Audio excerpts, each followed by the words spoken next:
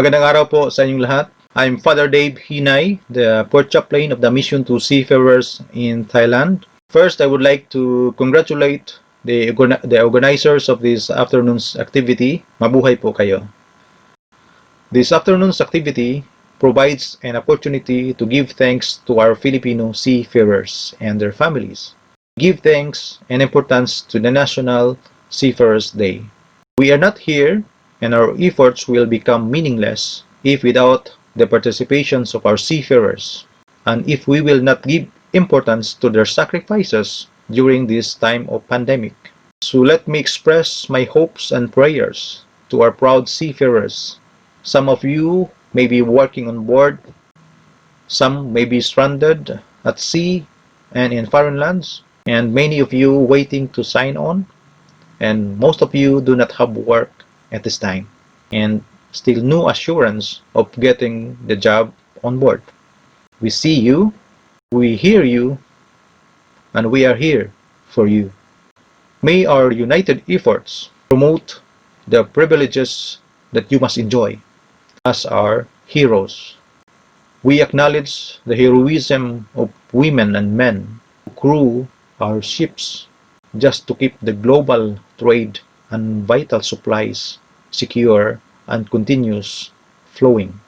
We can imagine your hardship and sacrifices, especially those who are restricted in ships, cannot go ashore and been extended their contracts several months and still no assurance of repatriation.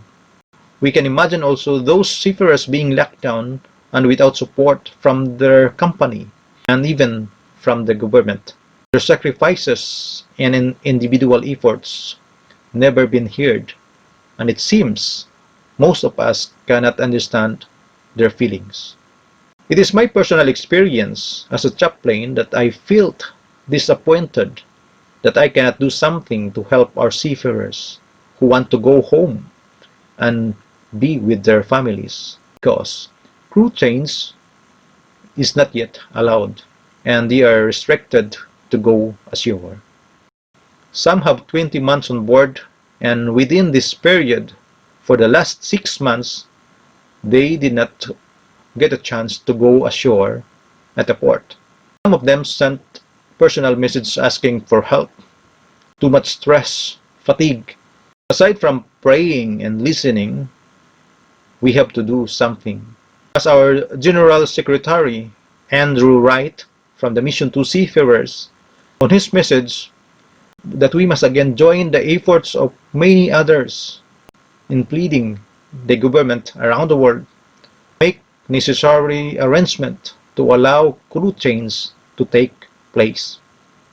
We from the Mission to Seafarers, from our team of chaplains and volunteers around the world in more than 200 ports in 50 countries, we are first-hand witnesses of the fallout from this in terms of anxiety, uncertainty, stress, and exhaustion. So my friends, from the different organizations and societies, we have to work together to promote sustainable shipping, and we must consider the workforce of our seafarers, especially the Filipino seafarers, and we must consider the supply almost 1/3 of crew working around the world to uphold their rights and promote their welfare and well-being. And we can only do this if we are all united to organize as one body for the common cause. Again, to our Filipino seafarers and to all seafarers with their families around the world, thank you very much for all that you do.